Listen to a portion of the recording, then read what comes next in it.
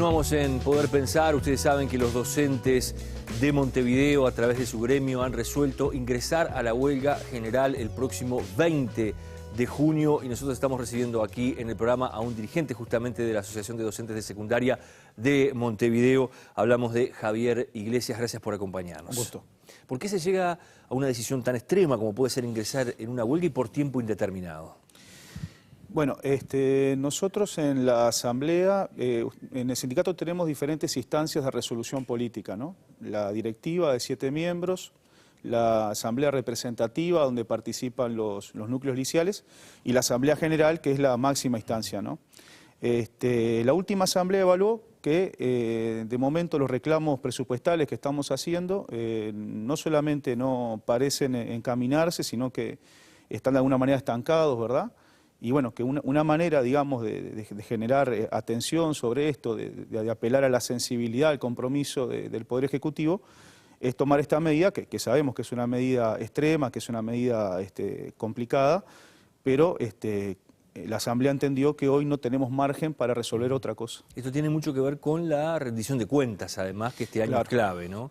Seguro, porque es la última rendición de cuentas de este presupuesto y porque si no hay un incremento presupuestal ahora, vamos a quedar hasta el 2016 con el mismo presupuesto y con los problemas que tenemos hoy. ¿Qué están reclamando, Javier, en cuanto a presupuesto, concretamente? Bueno, hay una plataforma amplia, que es la plataforma de la FENAPES, que obviamente también nos comprende a nosotros como ADES, pero hay como dos grandes ejes, ¿no?, que convergen en lo presupuestal, que por un lado la cuestión salarial, el salario base docente hoy no supera los 14.000 pesos, y por otro lado la cuestión edilicia, que lo pueden ver en casi cualquier liceo de Montevideo, que también requiere de un esfuerzo presupuestal para superar. Vos decías 14.000 pesos que cobra un docente haciendo ¿qué cosa?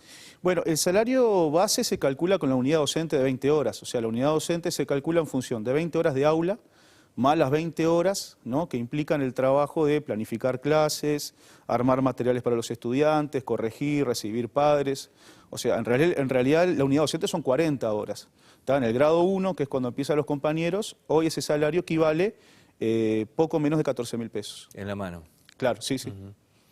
¿Ustedes piden en particular un aumento ya definido? Nosotros por plataforma de FENAPES el reclamo que tenemos es llegar por lo menos al final del periodo con la media canasta familiar para el salario base. ¿Que vendría siendo en cuánto más o menos? Y bueno, hoy la canasta está superando los 50.000 pesos, así que más o menos 25.000 pesos, más o menos. Eso es lo que ustedes están pidiendo. Nosotros reclamamos, claro, sí. Sí, sí. Concretamente también decías, hay otro planteo que se viene repitiendo, que es la situación de los liceos, edilicia de los diferentes liceos. Bueno, la situación edilicia sigue estando en crisis, ¿no? El año pasado, después también de una serie de paros del sindicato, se aprobó un shock edilicio donde iban a participar no solamente CODICEN, sino el Ministerio de Educación y Cultura. Nosotros creemos que la acción de ese shock ha sido muy limitada. Y hoy seguimos teniendo problemas edilicios muy graves en muchos de los liceos de Montevideo. Y bueno, una muestra, no es específicamente de Montevideo, pero está muy cerca, es el ejemplo del liceo de Ciudad del Plata, que hoy es ocupado, ¿verdad? Hoy está siendo ocupado por los trabajadores. Donde, que es en San José, allí mucha gente lo conoce como Rincón de la Bolsa también, claro, esa zona, ¿no? Sí, cruzando el puente de la Barra. Bueno, ese liceo presenta problemas edilicios enormes, ¿no? Digo, en lo estructural, por ejemplo, se llueve, problemas de humedad, es un liceo relativamente nuevo, de la década del 90, y además presenta los problemas de la sobrepoblación enorme, ¿no? Los compañeros públicamente han planteado que en el turno nocturno no solamente tienen 50 estudiantes por grupo, ¿no? Vamos a pensar que el ideal son entre 20 y 25, ¿no? Acá duplica eso, sino que además tienen 16 grupos para 9 salones. Y esta es una realidad que no es particular del liceo de Rincón de la Bolsa, sino que se repite en otros liceos de Montevideo. Liceos con contenedores, con problemas de instalación eléctrica, con problemas de inundación, de filtraciones. Y si bien en algunos lugares hay algunas obras, en general el panorama está bastante incambiado de lo que fue el año pasado cuando se planteó esta cuestión del shock edilicio. Aclaremos, la huelga hoy por hoy está definida para los liceos de Montevideo solamente, ¿verdad? Sí, a la fecha sí, el 9 de junio hay una asamblea general de FENAPES, delegados de FENAPES, donde este tema se va a discutir y en donde, bueno, existe la posibilidad de que la FENAPES también tome la medida. Hablemos de cómo se llega a estas decisiones. Hay quienes plantean por allí, incluso salió algún artículo periodístico, el 10% de los profesores aproximadamente participan en una asamblea y terminan definiendo por todos los demás ingresar en una medida de estas características. ¿Qué responde el gremio a esto? Un poco lo que yo le decía hoy, tenemos diferentes instancias nosotros de resolución. Por ejemplo, en directiva, donde hay 7 miembros, 4 tenían postura de ir a esta medida de huelga. O sea, que esto se podría haber resuelto, por ejemplo, en esa instancia. Sin embargo, igual se planteó en la asamblea. La asamblea que resolvió la huelga fue convocada por lo menos un mes antes. En los liceos se colocó el orden del día, ¿no?, de lo que se iba a discutir, se realzaba que se iba a discutir esta cuestión. Y bueno, después concurrieron los compañeros que asistieron. Obviamente que nosotros... ¿Cuánta gente estuvo en esa asamblea? Porque se manejaron varias cifras allí. Y en el momento de mayor asistencia, poco más de 200 compañeros. ¿De un total de cuántos afiliados? Y en Montevideo somos alrededor de, creo que no llegamos a los 3.000 afiliados. Igual es un número importante que no va, que deja de ir. ¿Por qué no van a las asambleas? ¿Qué lectura hacen ustedes? Bueno, ha habido asambleas más concurridas, ¿no? El año pasado, incluso con mucha cobertura mediática, una asamblea de hasta 600 trabajadores. Yo creo que en realidad la situación de ADES no escapa a lo general del movimiento sindical. Tenemos un problema con la participación de los compañeros. Obviamente están participando menos compañeros de lo que quisiéramos todos, pero también es cierto que el estatuto del sindicato, y creo yo lo políticamente correcto, es que los compañeros que asisten sean los que resuelvan. Terminan definiendo el tema. Y sí, o sea, en principio esta medida está planteada con un mes de antelación, ¿no?, hacia el 20 de junio.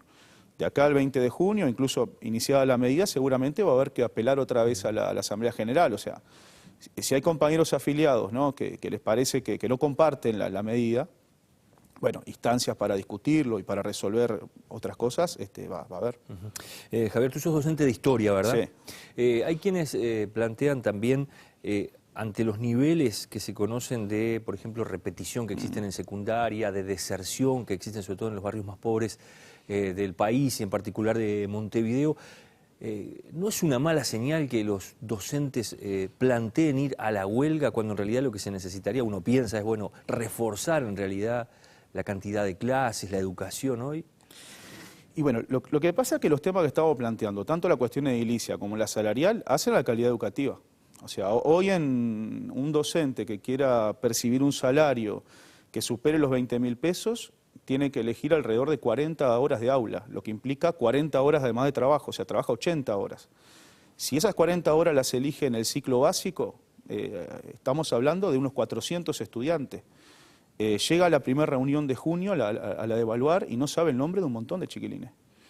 Entonces, el problema es que con salarios tan sumergidos, con condiciones edilicias tan adversas como tenemos, es claro que por más, o sea, uno piensa, está bien, la medida complica a los padres porque los padres envían a sus hijos a los liceos, pero les envían a educarse, no solamente a estar en el liceo. Y educarse implica tener un lugar adecuado para estudiar y un trabajador que les pueda asignar la atención necesaria. O sea, los docentes hacemos un esfuerzo enorme para mantener la calidad educativa, pero es claro que no es lo mismo trabajar con 40 horas de aula que con 20. Entonces, nosotros al defender el salario, al plantear la necesidad de mejoras edilicias, estamos defendiendo la calidad educativa. Y creemos que si esas cosas se van superando, también se van a ir superando los procesos de aprendizaje y estas cifras que usted me decía. ¿Qué grado de responsabilidad sienten los docentes sobre esas cifras? Bueno, yo creo que la gestión docente está permanentemente en discusión, ¿no? Ahora, es muy difícil evaluar, ¿no?, hasta qué punto la gestión, la acción del docente incide en eso. Volvamos al ejemplo del Liceo Rincón de la Bolsa. Si tú como docente tenés 50 estudiantes, es muy difícil. Si tenés que dar clase en un laboratorio donde los chiquillos no tienen ni siquiera dónde sentarse. Si pasa, por ejemplo, como pasa en el Liceo 70 de Montevideo, tenés que trabajar en contenedores que están en una especie de pastizal a las afueras, en el fondo de la UTU, y donde un día como hoy que llueve, los gurises y los docentes se mojan para ir. Es muy difícil, no hay laboratorios en muchos liceos, no hay material didáctico.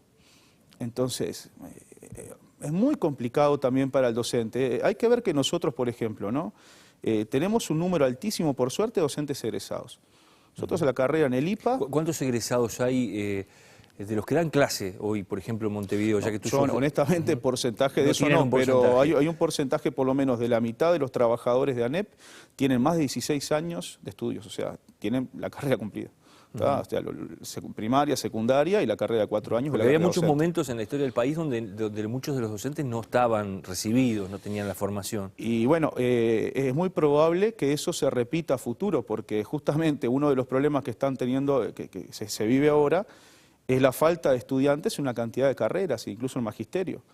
Porque el problema es que, claro, muchas veces la gente tiene la vocación, le gusta la enseñanza, está interesada en meterse en esto, pero cuando uno sabe que tiene que lidiar con un salario como el que percibimos nosotros, eso desestimula y obviamente opta por otras opciones laborales que le van a remunerar más. Javier, por la experiencia que tú tenés, ¿qué está pasando con el nivel de los estudiantes? Porque hay por allí toda una discusión de dónde están los problemas, ¿no? De dónde empieza el engranaje a fallar o a moverse, si es en la escuela, si es en la secundaria.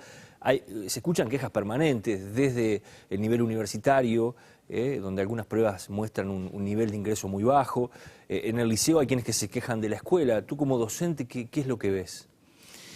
Bueno, hay dificultades en secundaria, ¿no? Que tienen que ver un poco con todas esas cosas que usted mencionaba. De todas formas, creo que el problema central es que no hay un compromiso real, digamos, de generar los recursos necesarios para superar esos problemas. Por ejemplo, nosotros acá tomamos mucho como ejemplo de Finlandia, ¿no? En Finlandia la parte de PBI destinada al presupuesto educativo es del 7%. Y acá en Uruguay estamos en el 3,9%. Y queremos alcanzar resultados que sean equivalentes al de esos países. Entonces creo que el primer paso, ¿no?, para superar esos problemas tiene que ser un compromiso real de invertir en educación lo necesario para generar las condiciones para ir superando esos problemas. El tema es si vamos hacia allí o de donde estábamos nos estamos cayendo para abajo. También está esa otra lectura, ¿no? En cuanto al presupuesto. Y te digo al nivel de educación. Bueno, es que claramente el nivel de educación va a reflejar en gran medida los recursos que se asignan. O sea, todos sabemos que venimos de una crisis, por ejemplo, la crisis del 2001, que generó estragos muy importantes en gran parte de la población. Y esto también se refleja muchas veces en los chiquilines que estamos recibiendo, por ejemplo, ahora en el liceo, ¿no?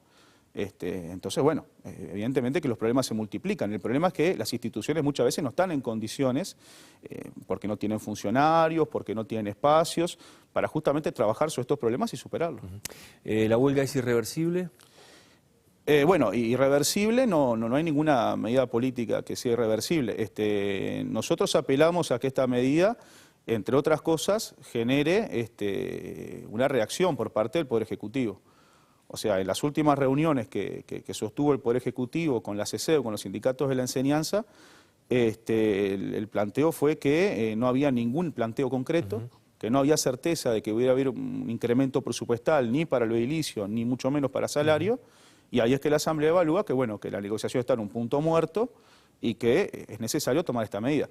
De acá al 20 de junio, si aparece una propuesta formal que contemple por lo menos en parte lo que estamos planteando, evaluaremos. Te agradezco mucho que hayas venido. No, a usted. Y seguramente vamos a seguir conversando sobre la situación que se atraviesa hoy en la educación y en particular en secundaria. Gracias. Bueno, muchas gracias. Nosotros vamos cerrando por aquí el programa. Nos reencontramos la próxima semana con más temas de actualidad.